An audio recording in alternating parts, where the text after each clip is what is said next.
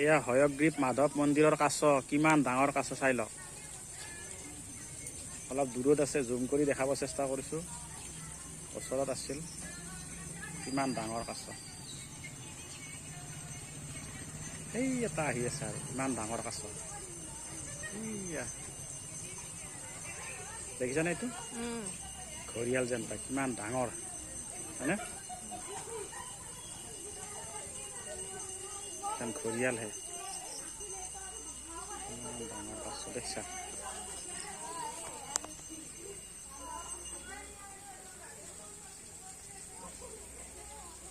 এইটো খুবাৰ উদ্যানখন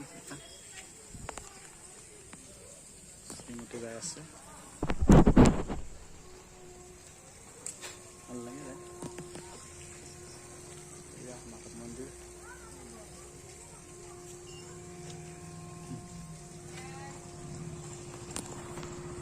মাধৱ মন্দিৰৰ পাৰ্কত ফুৰিব আহিছোঁ আজি। কেনে লাগিছে? ৰ'বা ভাল লাগে ন?